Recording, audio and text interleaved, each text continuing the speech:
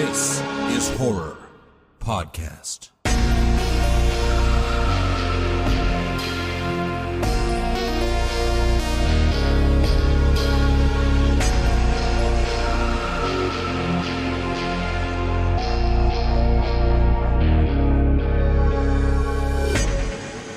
Welcome to This is Horror, a podcast for readers, writers, and creators.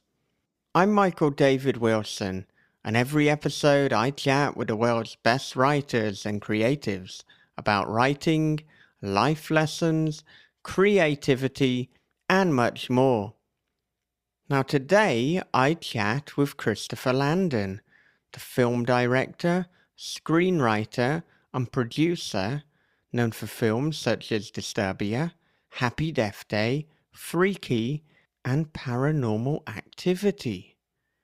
Now his latest release, We Have a Ghost, will be coming to Netflix in a few days on February the 24th. It is perhaps his most family-friendly film, but is no less excellent, and this one includes some incredible physical acting from David Harbour, and so much nuance and social commentary within the film. So with that said, it is almost time to get to our conversation.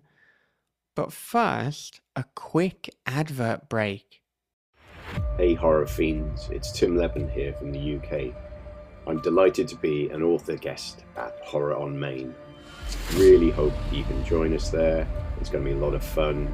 It's going to be scary. There's going to be lots of books for sale. Oh, it's going to be glorious. So I really hope to see you there. I'm looking forward to it so much. Be scary, keep reading, be safe. Horror on Main, a new weekend convention for the horror community. We've been going to conventions for over 20 years and are changing up the little things to make the big picture amazing. Join us, Memorial Day weekend 2023 in Hunt Valley, Maryland. Come to the block party and meet your new neighbors. See horroronmain.com for details. It was as if the video had unzipped my skin, slunk inside my tapered flesh, and become one with me. From the creator of This is Horror comes a new nightmare for the digital age, The Girl in the Video by Michael David Wilson. After a teacher receives a weirdly arousing video, his life descends into paranoia and obsession.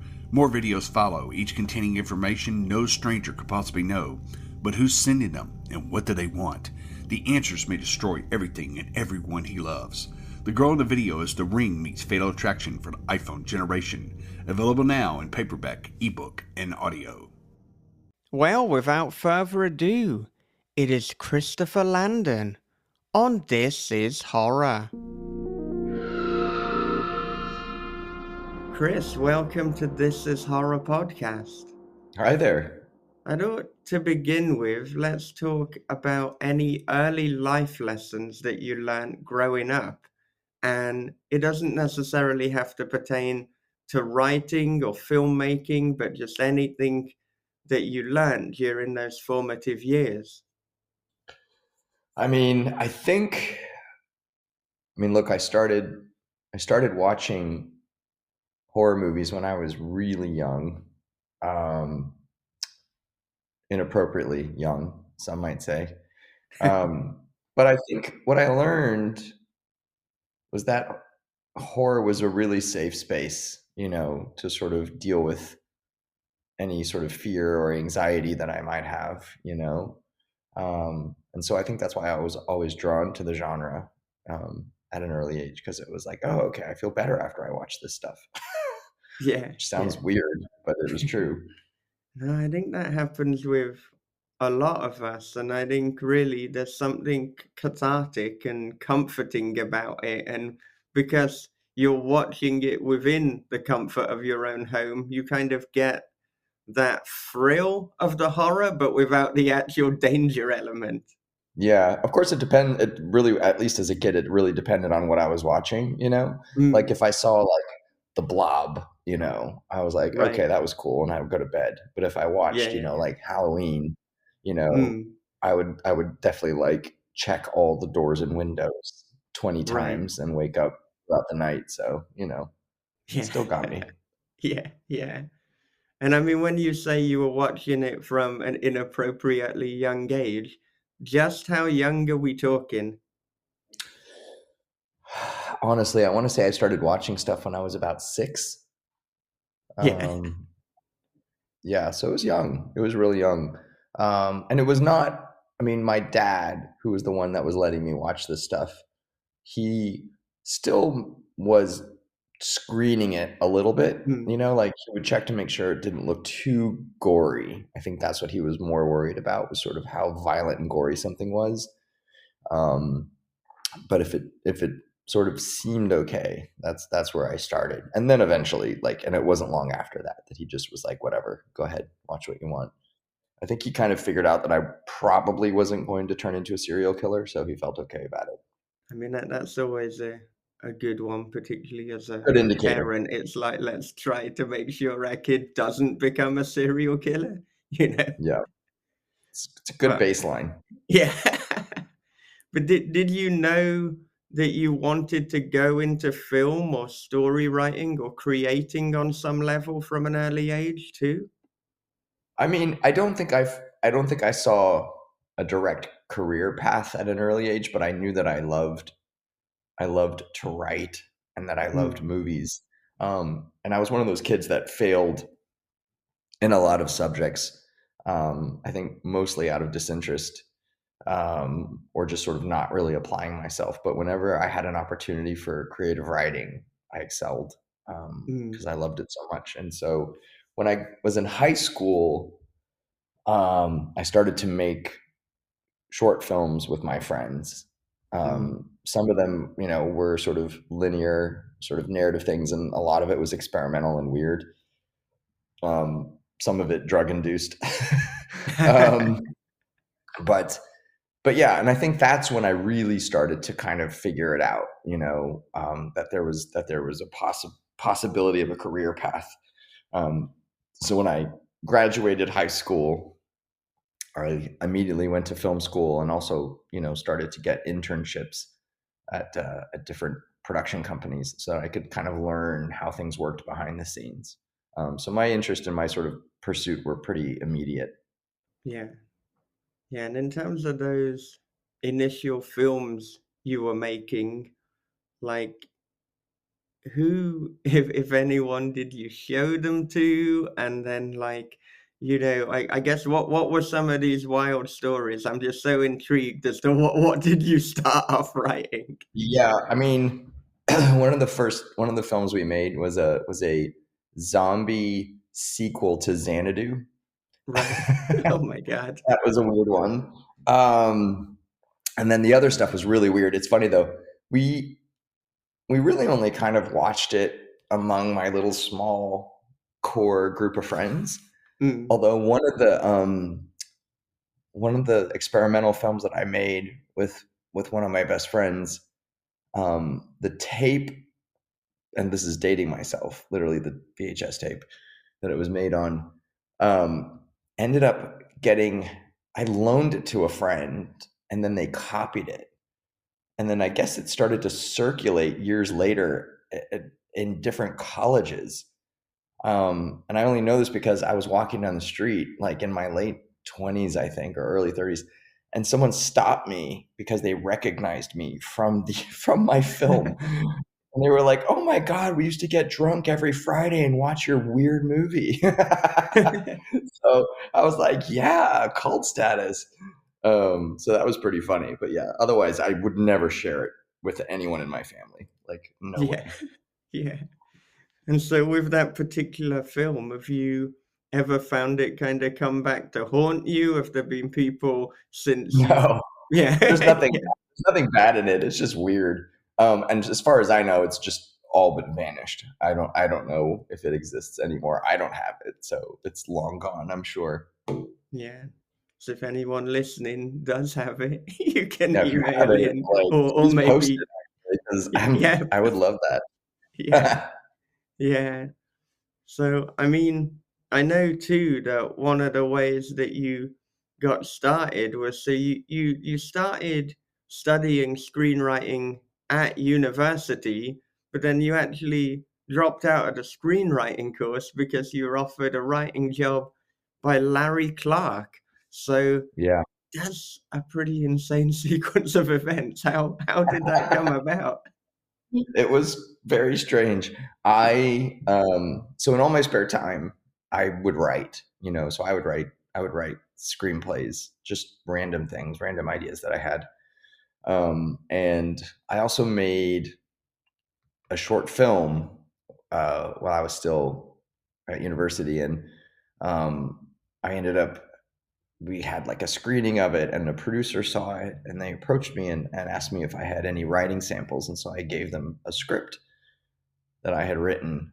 And I didn't know why they wanted it. They didn't really tell me, but then they called me and said that Larry Clark wanted to meet me, and that they had given him the script and he really liked it and liked my writing style. I can't imagine I had a writing style then, but whatever.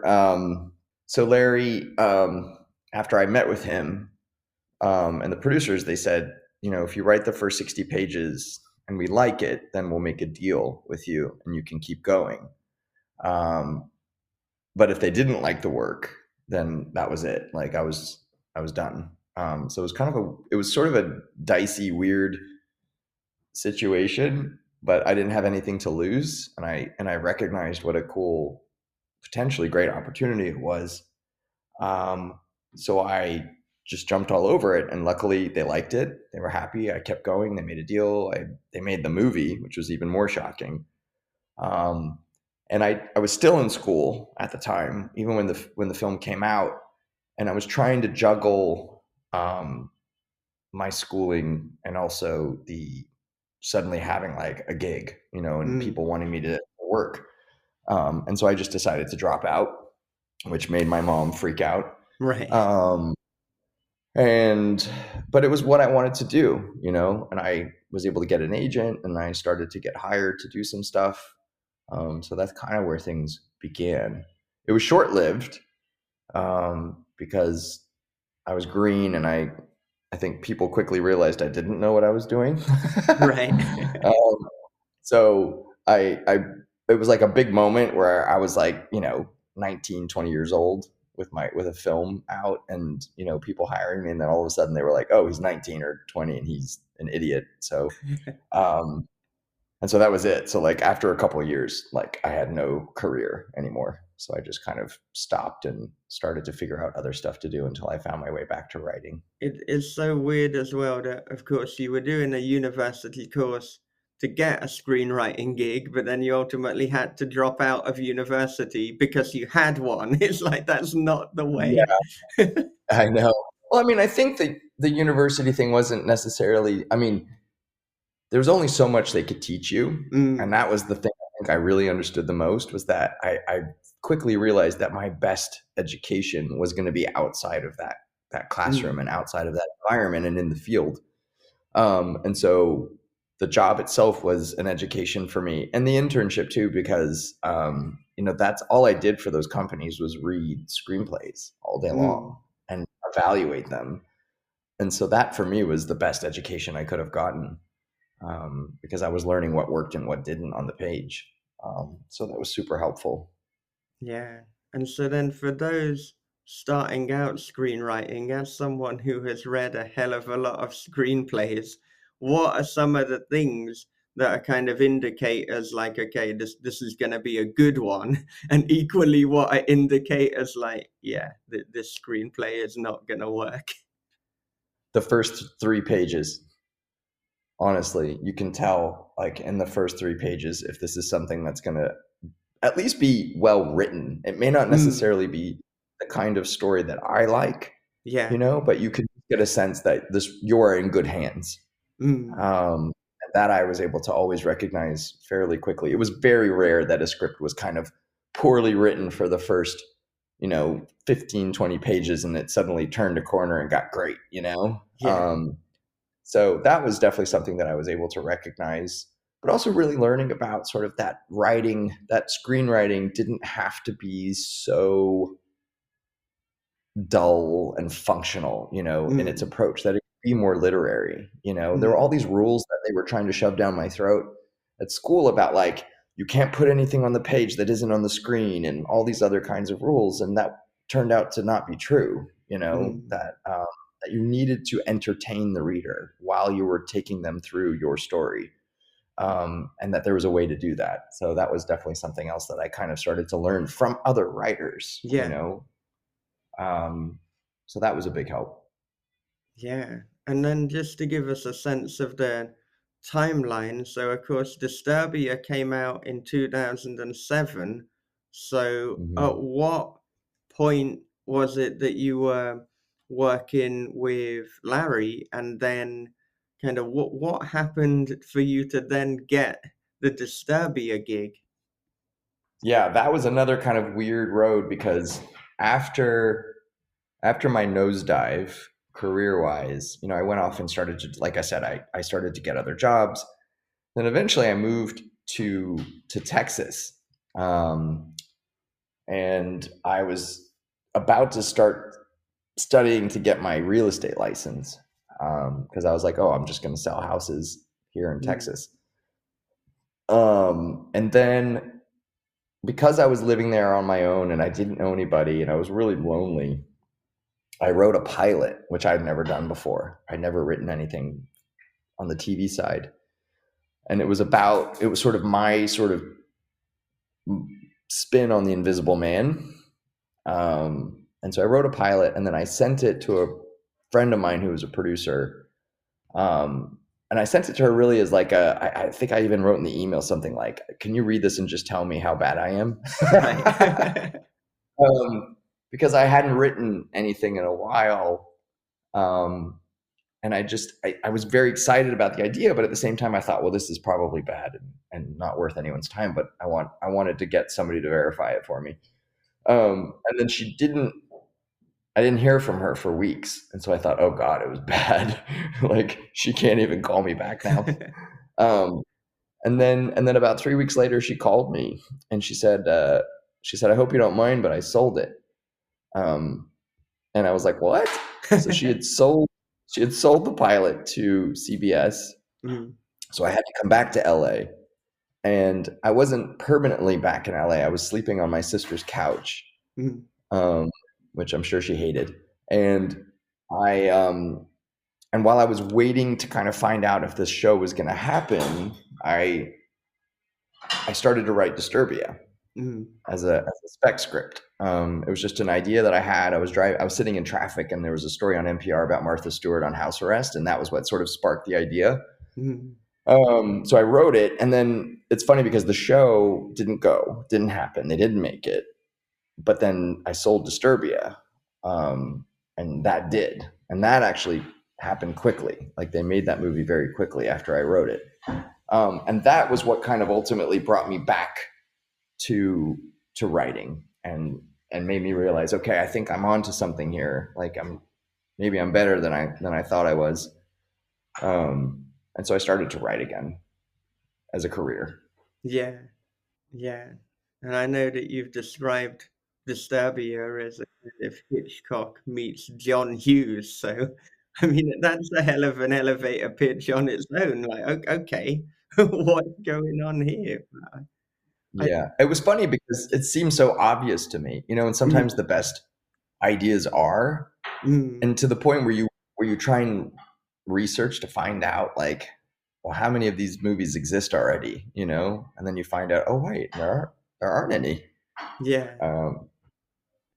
and I think, you know, whilst it's tonally different to, let's say, like Happy Death Day and Freaky, I think you can certainly see those ingredients coming together, particularly with the kind of dark overall theme, but then interspersing with elements of comedy. Like, I can't imagine, you know, you're not including at least little bits of humor within your film. It just seems to be like part of your signature. It is, for sure. I always include humor in everything, even in the paranormal movies. I tried to infuse as much humor as I could. I think it's a really great way to disarm your audience, to endear them to your characters. You know what I mean? If you can laugh with someone, then, you know, it's the kind of person you want to hang out with, you know, and maybe spend a couple hours with them. And so that's always been kind of my not so secret weapon, I think. I try to write characters that I think are relatable and funny and people you want to hang out with. Yeah. Well, I mean, particularly with Paranormal Activity, the marked ones, there's so much humor at the start that, I mean, it is a little bit disconcerting because anyone who's familiar with Paranormal Activity, we know the kind of things that are coming, but you really lull us into this false sense of security. Yeah, it's funny when we did our first test screening of that movie at Paramount. It was such a thrill for me because I was so used to being rewarded with screams, you know, in my movies. And of course I would hear people laugh and stuff, but like the first 20 minutes of that movie played like a full-blown comedy where people were roaring with laughter over all the things that were happening. And I don't know, it was a real boost for me in some ways because it was also like a signal to me that like, oh, I could probably do something else besides horror if I wanted. And I think that was kind of, in a weird way, the sort of genesis of me really leaning into the horror comedy aspect of filmmaking, because I was like, I think I can do both. Yeah. And so that's why the next film that I did right after that was Scouts, Yeah. which was a full-blown, you know, horror comedy. Yeah. Yeah. And I mean, with Paranormal Activity, do you remember your reaction to the original film? I do, 100% do. It's interesting because I actually got to see the film years before anyone else. I was working on another project with Jason Blum at the time, and his producing partner at the time, this guy, called me, this guy Steven Schneider, and he called me and he said, "Hey, I found this weird movie that I think you're going to dig." And Steven was a big horror nut. He wrote books on horror. He's like a guru. And so he and I were very connected that way. And so he said, "Hey, I'm going to show it to Jason at his house tonight. You should come over and watch it." So I did. I went over, and I think Jason was seeing it for the first time with me. And we watched it, and it ended, and my heart was racing. And I remember turning to them and I was like, I don't know what the fuck that was, but it scared the shit out of me. Like, you got to figure this out. You got to do something with it. And then it's ironic because, you know, they had sold it to Paramount not long after, but then Paramount was going to throw the film out and start over because they were like, found footage. This is weird. We don't want to do this. So they started to develop like a traditional movie out of it. And then one of the executives at Paramount, Ashley Brooks, really pushed hard for them to test Oren's movie with a real audience. And when they finally saw it with like an audience and how big the reaction was, that's when they realized, oh, this is something special. We need to stay here. And then I just accidentally found my way back into that franchise later after they were trying to make the sequel, and they were trying to do it without a script. They had no script. They had like a treatment kind of. It was very thin. But that's how Oren made the original, you know, like he just kind of was winging it. And so they thought they could do it a second time and quickly realized they couldn't. And they had to shut production down after like 3 weeks because they had nothing. They had a really good cast, but they just didn't have a story. And they did a writers roundtable, and I was invited to it. And everybody was like patting the studio on the back and saying, "Wow, this is going to be great. This is really good." And then the head of the studio looked at me and he was like, "Why are you frowning? Why are you folding your arms?" And I was like, "Because you guys are in trouble." I was like, "This is not good. This is not going to work. You can't do it this way." And then I pitched a sequence in the movie where Christy gets dragged out of the nursery and down the stairs in the room. And the head of the studio pulled me aside after that meeting and he said, "Will you go home and write that for me?"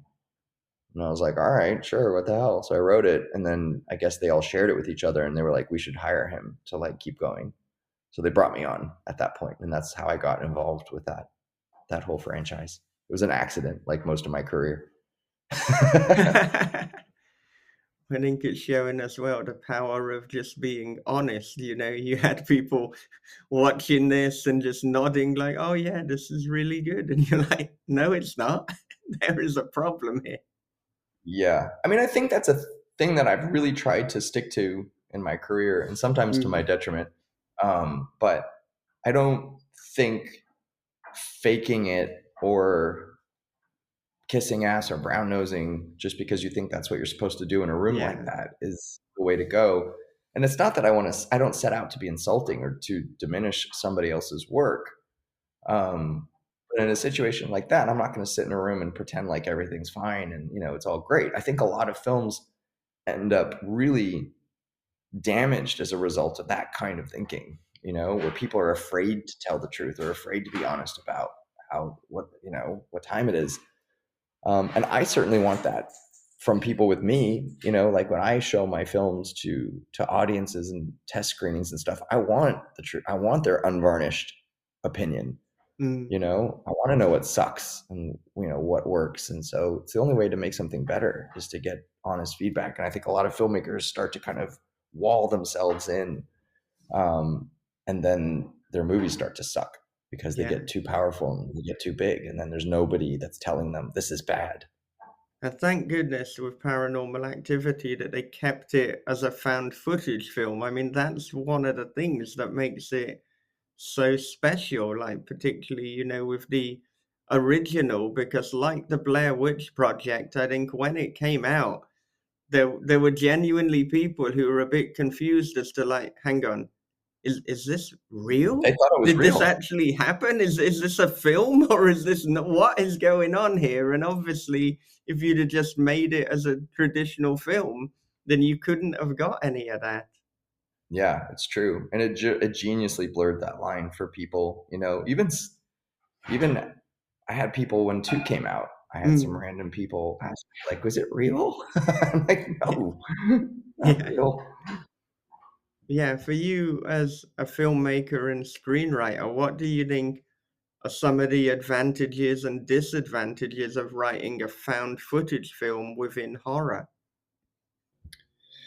I mean, it was a lot of disadvantages, if I'm being honest. I mean, from a writing standpoint, the disadvantage was I wrote full screenplays for every movie, but no one believed it. Right. So like as a career thing, it really did nothing for me because no one thought the movies were written. They didn't give me any credit really, even though I had on-screen credit. Yeah. They just kind of thought we were making it up as we went along and everything was improvised, and they didn't get that, like, no, I wrote all that dialogue and like it was all me. But on the directing side, because they're hard movies to make and they're hard movies to write and they're hard movies to make because, you don't have traditional coverage and you don't have a score, and you don't have all these kinds of elements and things that help you tell a story. And you have to justify why there's a camera when there shouldn't be a camera. And so, but what I loved about making the movies was embracing the improv side of things, and being really nimble, and learning how to be very economical from a storytelling point of view. So there was a lot of interesting things that informed how I work now when I was on those sets and when I made those movies. Although it was really funny because when I made Scouts, I had been in the found footage world for so long. Like, it was very hard for my brain to change gears and switch back to traditional filmmaking, where I was like, oh, I need to have like a master shot, and then I need to like get coverage. I need to I can shoot all these things. And it really was, my brain wasn't getting it for a minute, but I finally came back to it. Yeah. So in fact, the adjustment back to traditional filmmaking was in some ways harder than, starting out writing found footage. Yeah, it was. It really was. Well, I know that I would be remiss and people would be angry with me if I didn't at least talk a little bit about Happy Death Day. And I mean, what do you think it is that is so universally appealing about the kind of Groundhog Day time loop story? I think it's wish fulfillment. I think a lot of people like to imagine the things that they do differently if they had the opportunity, and I think that's what that type of device does. It allows you to take inventory of yourself in a lot of ways. And that's what Tree does in the movie. She starts out as this very unlikable, very unhappy young woman, and then as she slowly tries to sort of solve the mystery of her own murder, she starts to really look at herself and her life and go, okay, well, I'm kind of a terrible person, and how can I correct that? And so I think people were really drawn to that idea, that we're redeemable, and that was, I think, it was unusual too for a movie like this, because slasher films, traditionally the final girl is like chaste and perfect and sweet and just kind of runs around until she finally, kills the bad guy at the end. And Tree was allowed to be complicated and flawed and, slept around and drank and was mean to people. And like, she was everything that most final girls aren't. But her arc allowed her to transform, and it allowed her to have total agency, and that was something else that was really appealing to me, was that she wasn't some passive girl running through the woods.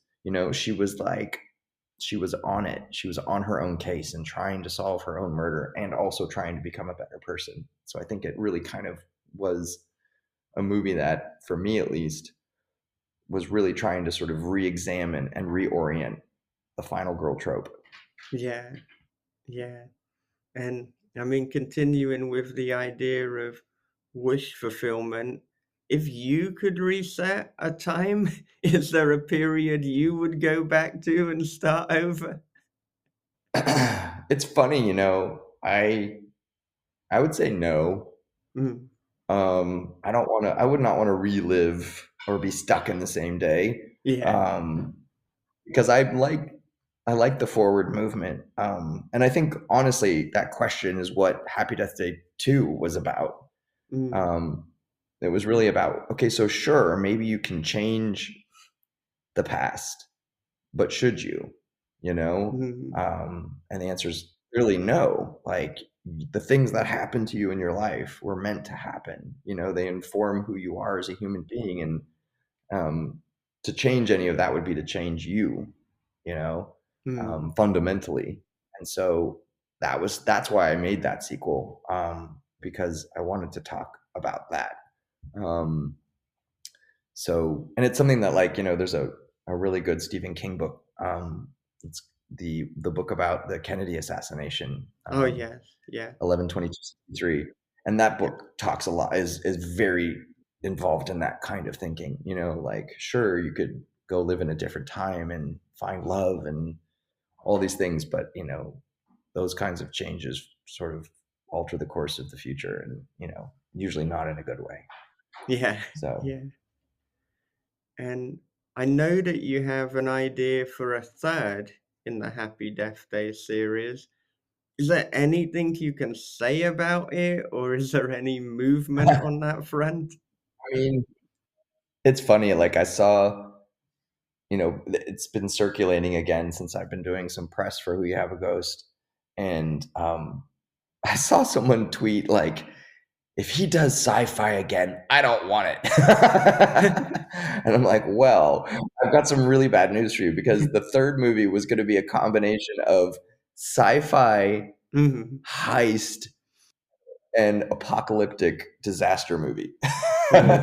So it was going to be a lot of different things again. The last thing on earth I'm interested in doing is giving anyone the same movie again. You know what I mean? Like, I don't need to make another Happy Death Day slasher movie. Doesn't mean that I wouldn't have elements of that in the third movie, but I'm not in the business of making sequels to make money, or to just blandly service some kind of like fan desire. If I don't have an emotional connection and a reason to make that movie, I won't make it. So, but in this case, it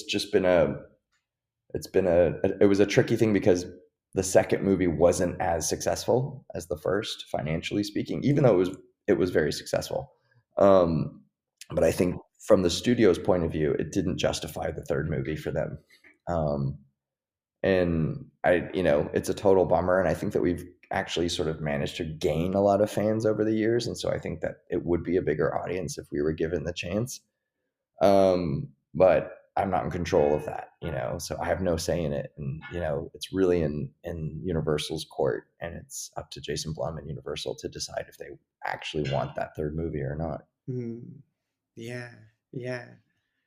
My hands are tied. Yeah, yeah.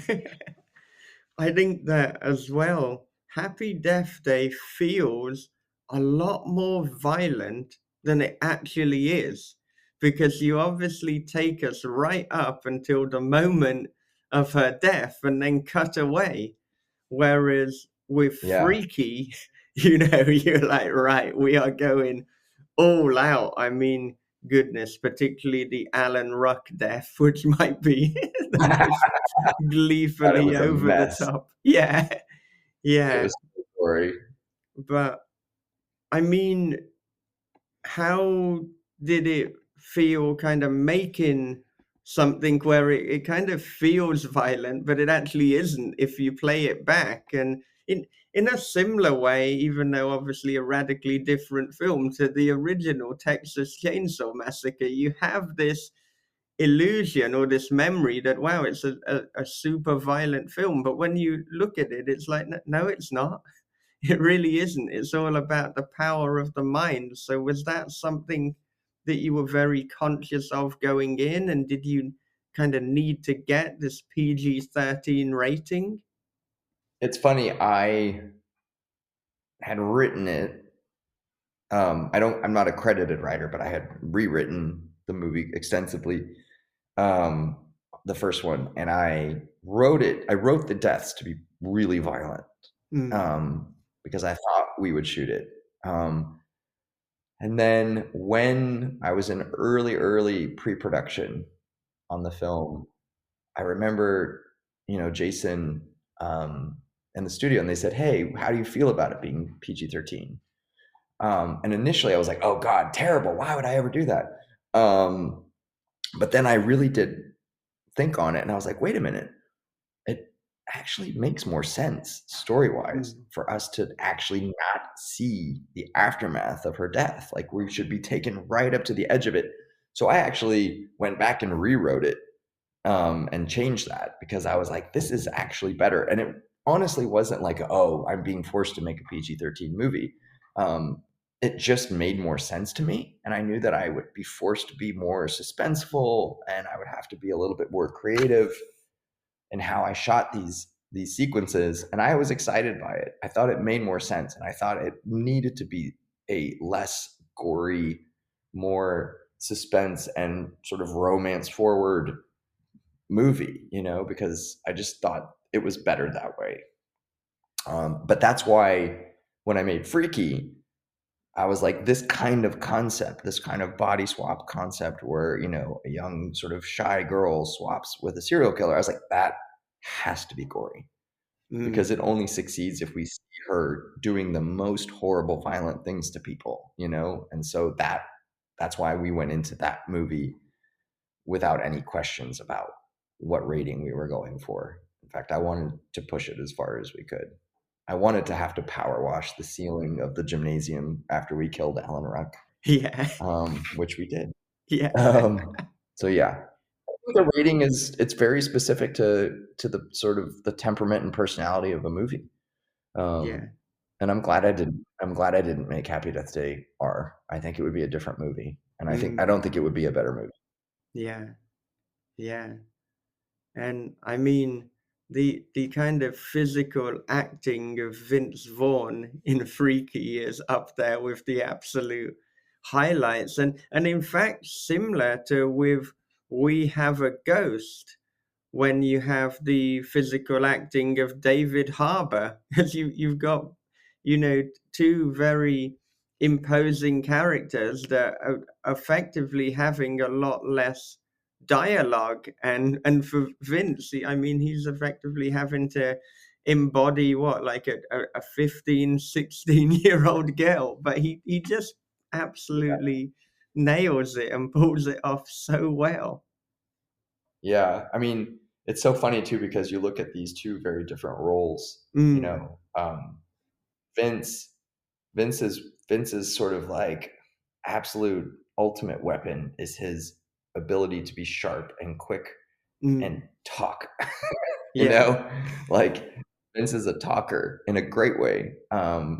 And it's kind of his trademark. And so it was so perfectly suited for like a teenage girl in a weird way. There were very few actors that had that ability to be funny, but also empathetic, and also physically imposing. You know, like Vince is 6'4", I think. And so I knew I wanted that physicality for the role. And so he was kind of like, he checked every box, and there were very, very, very few actors out there that I believed could do it. But I knew he could. And so it's so interesting to see his performance up against David Harbour's performance in We Have a Ghost, because David, for me, is sort of the opposite of Vince in many ways. You know, like he's got this kind of wounded quality to him, and he's so expressive without words. You know, like I think that's something that I think David disappears into these characters. He's really a character actor and has such an extensive theater background. So he likes that, you know. And so it's just funny how he fits a role that has no dialogue versus Vince, who does a lot of talking. So it's just been, but they're both very big and imposing, you know, people. So it's definitely been interesting to have both experiences. Yeah. And whilst I'd love to talk about Freaky a little more, I know as we're coming up to the time we have together, we got to delve more into We Have a Ghost. And I don't, to kind of kick this off, I'm just interested, what are your own beliefs or lack thereof with regards to ghosts and the supernatural? Oh, there's no lack. I mean, I believe in them for sure. All my friends know that I lived in like this old haunted apartment in Hollywood. Charlie Chaplin, you know, built this studio in LA, and then he had all of these apartments made that were like it was housing for his actors. And then they were converted into just sort of regular apartments, but they're like kind of old. They look like weird fairy tale buildings. There's like, it's just very strange.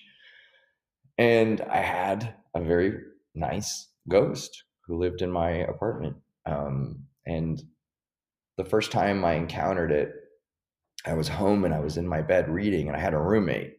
And my roommate was a talker. And so he came home and I heard him like close the door, and he walked down the hall and he went into the kitchen, and my bedroom window kind of was sort of adjacent to that room. And so when the light in the kitchen turned on, the light would shine through my window. So it like turned on and off and on and off. And I was like, oh, fuck, is he drunk? And then he walked up to my door, and I heard him stop right outside my door. And I was sitting in bed going, oh, please don't come in. I don't feel like talking. Yeah. And then he walked away. He just walked away, and that was it. And I was like, oh, and I went to bed. So the next morning I get up and I'm just going to get coffee, and my front door opens, and in walks my roommate with his bag and his dry cleaning. Like he's coming home. And I was like, what are you doing? Did you forget something? And he goes, no, I'm just getting home. And I was like, wait a minute. No, I was like, you were here last night. And he goes, no, I wasn't. I spent the night he had a boyfriend. He was like, I spent the night at Brandon's house. So he had never been there. I was completely alone. All the lights, all the doors, all the walking, all of that. And after that, I did start to hear more things, and then it never felt threatening. And then I had like a girlfriend spend the night, and she slept on my couch. And the next morning she was like, oh, you're so sweet for tucking me in last night. And I was like, I didn't do that. So like we had a friendly ghost in our apartment. And then after that, like when I started to really like get into the paranormal franchise, we would bring experts on.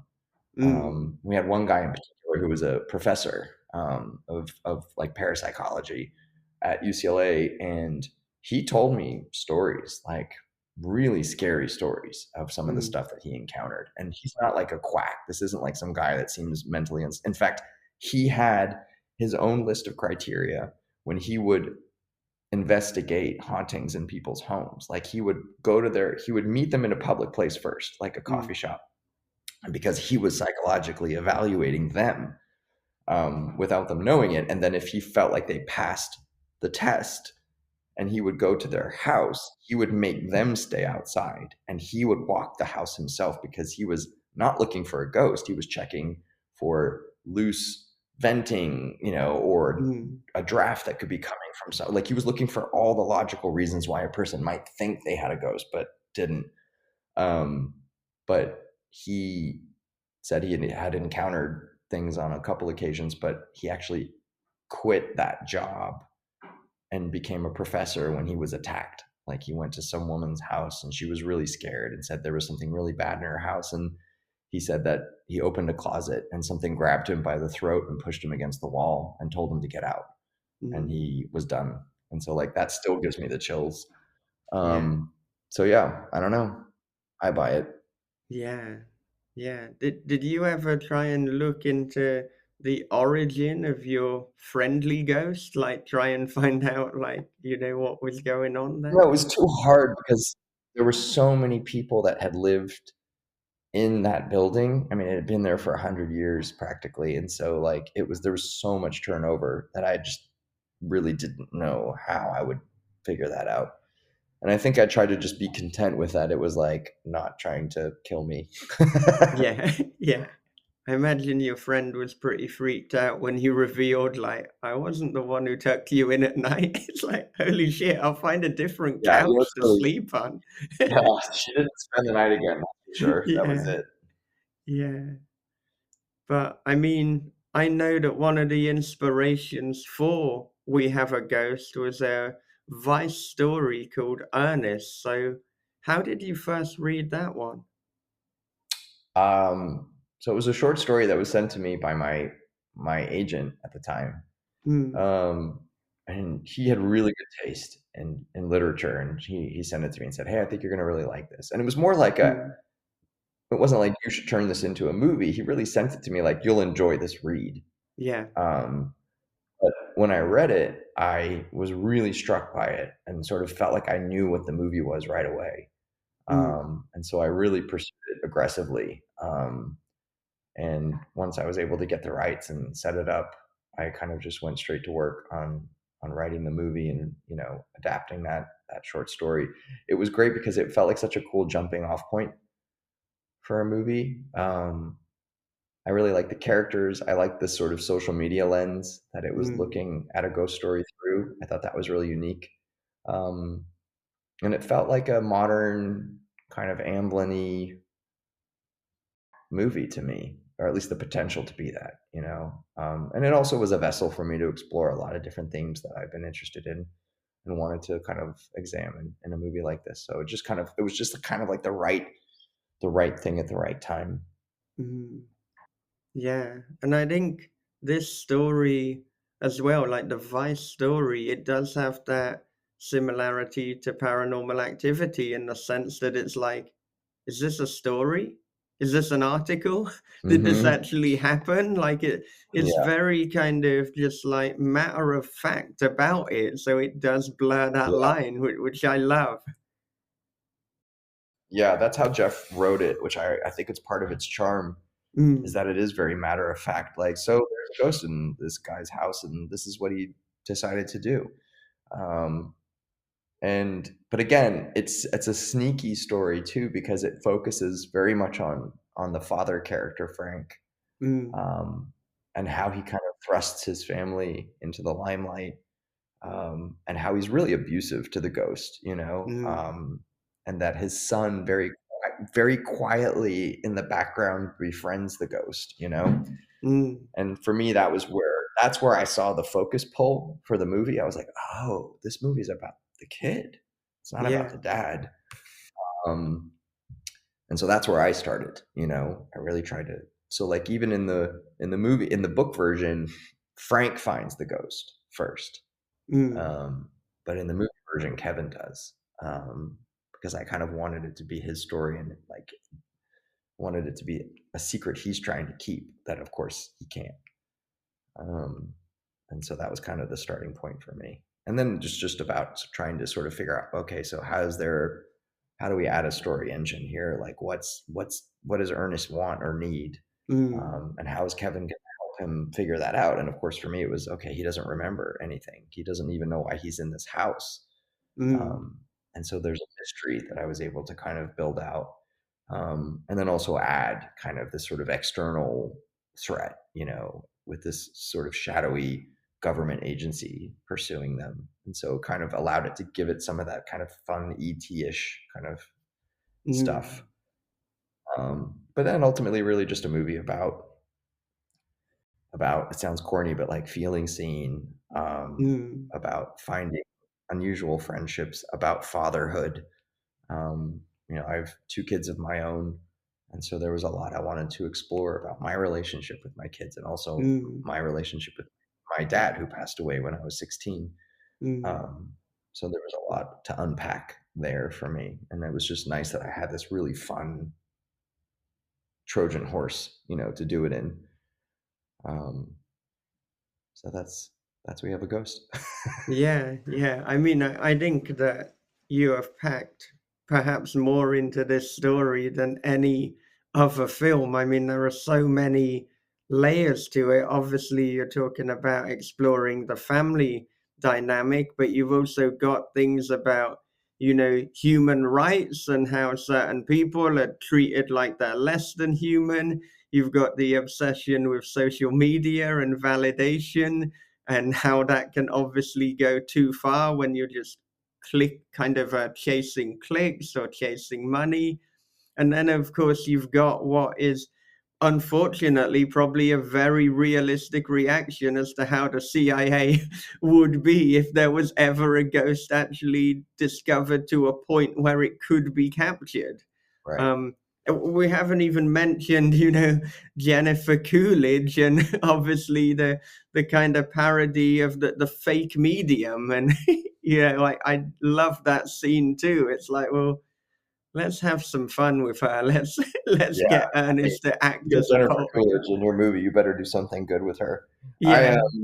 I mean, it's funny. Like one of the things that I love to do in my films is obviously blend genres, and even some tones. I try not to go too wild off the sort of the tone front, but I do believe that you can make a movie that is a family adventure and an action movie and a horror movie and a sci-fi movie and a romance. I don't believe that there's any reason why you can't put them all together in one film, as long as you are very much on a specific journey with a specific character. And that's what Kevin is. And so it allows you to kind of move through these different spaces, because you're always following the same person, so like I said, I'm a big fan of kind of maximizing my genres.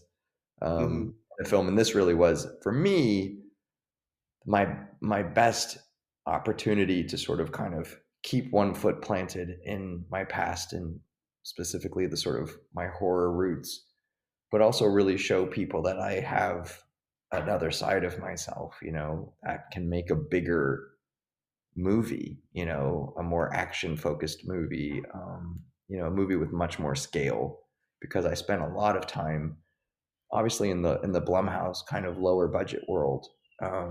And it's easy to stay there, it can be really comfortable to stay there, but I wanted to challenge myself and do something bigger. And so this was the right movie, I think, for that. Yeah, and I love too how you invert expectations and tropes, and of course even the introduction to Ernest. You've got him being like, "Woo," and obviously everyone's meant to freak out, but Kevin is just laughing at him like, "What the hell is going on?" Which I almost feel is a more realistic reaction to what's actually happening here. Like, what the fuck Well, is yeah, I that mean, meant to do? kind of like when I would like show some of like my nieces and nephews old horror films that I loved, that like scared the shit out of me when I was a kid, and they watch it and they're like, "What? That scares you?" And that's kind of what Ernest is doing in that scene. Like, he's just sort of like this dusty old. He's been playing this trick for decades, and it's only been effective because he's been dealing really with sort of like the audiences that haven't been exposed to the really hardcore stuff, but like he's dealing with a family in a post Conjuring post, Evil Dead post whatever world where like Yeah. this kid's way more cynical and way more, savvy to this stuff. And so to him, it just looks goofy. Yeah. Uh, and that was kind of the fun and the joke of it, is that like he thinks he's being scary, but he's just being bad. Yeah. Yeah. And I mean, like unfortunately, again, pretty realistic. It's like he starts off non-threatening, but then the media, of course, turn him into a monster because that's what they expect. That's almost what they want. And I don't know, we just see this kind of thing too much where somebody's got a narrative about a person or a situation, and then they will manipulate it so that it looks as if their narrative is truth. Yeah, it's true. We definitely, I mean, that was part of why I had such a good time putting in this little social media montage in the film, because I was able to use Ernest as this sort of example of how divisive things are now, how everybody, there's so much tribalism, and how we all kind of immediately go to our separate corners and start slinging mud at each other. And it's like Yeah. they can't even take a ghost seriously and not make it about like other things, political things, that are like ridiculous. And so it's kind of like it's a really funny part of the movie for me, but also a really sad part of the movie as well, because it's true. Well, what is it that you're working on at the moment? At the moment, I am hopefully, feels like it's happening, gearing up to go and remake Arachnophobia for Ooh. Amblin. So Oh. I'm very excited about that. I'm very afraid of spiders. They had the other day I went to Amblin and they had a spider wrangler come, and he like brought all these different species of spiders, and I even had one put on me, which I was just absolutely terrified. But it was almost like exposure therapy, Right. I think they were like, this guy, you're gonna need to like get comfortable here if you're gonna do this. But it was really cool, and and I'm super excited. I love the original. I saw it on opening weekend in the theater when I was a kid. Yeah. And it scared the crap out of me, and it was such a fun thrill ride. I intend to accomplish the same thing, but in a different way. So I'm really looking forward to that one. All right. Well, thank you for spending some of your evening chatting with me. This is Thank you for absolutely waking up at the butt crack of dawn. yeah. Feeling your Yeah. side. Yeah. No, this has flown by, and I'd love to do it again sometime and get a little bit deeper as well into the writing and the mechanics. But I Absolutely. mean, yeah, where can our listeners connect with you? I am on social media, that the hellscape of social media. If you want to find me there, I'm on Instagram, the Chris Landon. I'm on Twitter, where I routinely chat with people, and sometimes people try and punch me in the face there. But that's a creature show or creature. I can't even remember my own handle, but I'm on there. You can find me. Yeah. And that's it. I'm not a Facebook guy, and I'm too old for TikTok. I think that would be embarrassing. Right. So I'm not doing that. But yeah, that's where I am. You can find me there. All right. Do you have any final thoughts for our listeners? Watch my movie on Netflix, February 24th. I really hope that a lot of people see it. I'm really proud of it. I worked really hard on it and went through a lot of crazy shit to make it. And it's a true labor of love. So I hope people check it out. Yeah. Yeah, me too. No, I think it's fantastic, and I hope that it's going to bring you a wider audience, because it's going to appeal to people who are into ghost stories and horror. But I think too that this is one that you can actually watch with the family as well. Yeah, I know, it's a first for me. I've had to do press for like family outlets, which has been a total shock. Yeah. For me. I'm like, who are you people? But yeah, it's definitely family friendly above a certain age. I don't think I could let I have a son, he's 5, so he's not quite ready yet, even though he's seen a lot of it. But I think 7 and up, is good. There you go. So your son in a couple of years can have the he's treat close. of watching He's close, but he's going to see Gremlins before he sees my movie, so that's already my plan. Gremlins, what a great initiation. Perfect one. There's no better one. So I've been priming him. I've been showing him pictures and on my phone, this is the cute Mogwai. This is the Gremlin. He's really into it. He already wants to watch it, but I know I need to wait. Thank you so much for listening to the podcast of Christopher Landon. Join us again next time when we will be chatting with Eric LaRocca. But if you would like to get that ahead of the crowd, if you would like to get every episode ahead of the crowd, then become our patron at patreon.com/thisishorror. Not only do you get early bird access to each and every episode, but you can submit questions to each guest that we have on the show. And we're actually talking to Eric LaRocca again at the end of the week. You see, we recorded the first part last weekend, and the second part, as I say, we will be recording this weekend. So if you have a question for Eric, then you can submit it at patreon.com/thisishorror. We've got a number of other guests coming up soon, including the likes of Jordan Harper, Joe R. Lansdale, Victor Laval, Grady Hendricks, and Caroline Kepnes, to name but a few. And it's also the best way to support the podcast, so if you get value out of This Is Horror podcast, and you would like to give back to us, then do go over to patreon.com/thisishorror, have a little look at the options, and see if it's a good fit for you. Okay, before I wrap up, it is time for a quick advert break.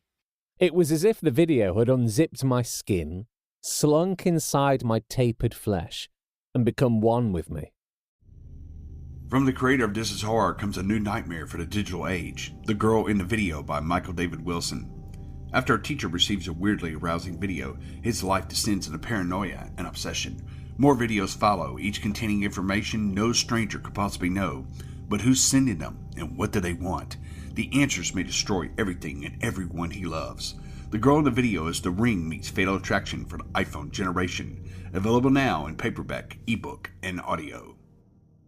Horror on Main, a new weekend convention for the horror community. Exploring all the shadows of horror, our guests include writers and actors, but also artists, publishers, directors, composers, and more. We've been going to cons for over 20 years and are changing up the little things to make the big picture amazing. Beyond guests, contests, movies, panels, and podcasters, our layout and programming are designed to further incorporate the very idea of community.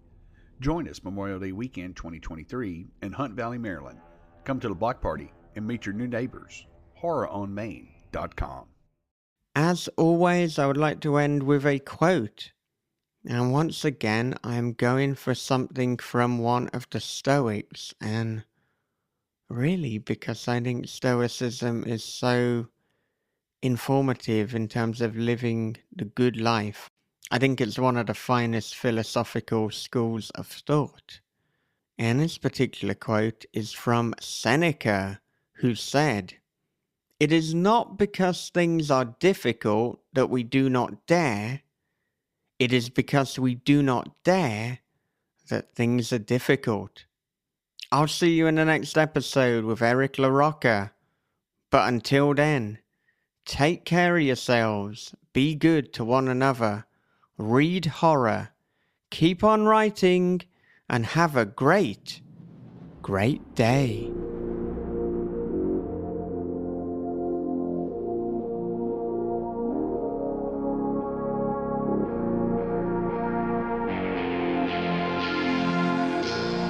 This is Horror Podcast.